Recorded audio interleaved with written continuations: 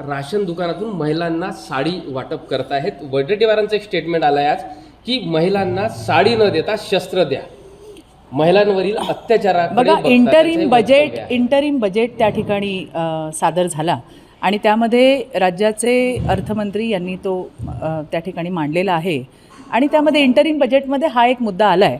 मला फक्त इतकंच सांगायचं आहे की अतिशय ऑलवेल चाललेलं असताना कुठेतरी दुधात मिठाचा खडा टाकायचं काम हे विरोधकांकडनं होतं आहे।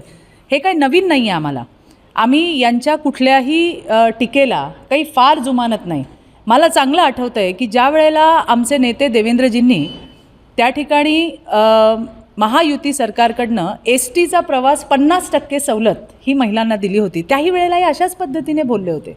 त्यामुळे यांच्याकडे फार लक्ष देण्याची गरज नाही। आम्ही काम यांच्यासाठी करत नाही, आम्ही काम जनता जनार्दनासाठी करतो।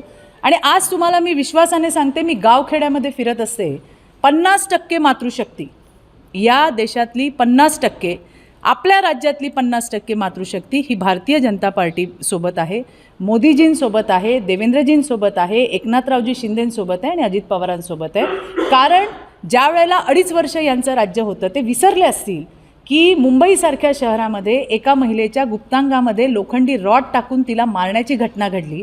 एवढंच नाही, विदर्भात आपण उभे आहोत, पश्चिम विदर्भातल्या पूर्व विदर्भामधल्याच वर्ध्यामध्ये हिंगणघाटची आमची ताई, तिला अखंड जाळली।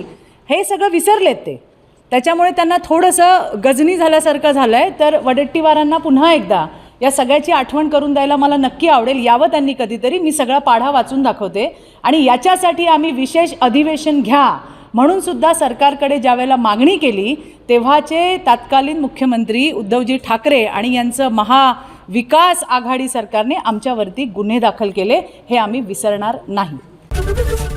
ABP माझा, उघडा डोळे बघा नीट।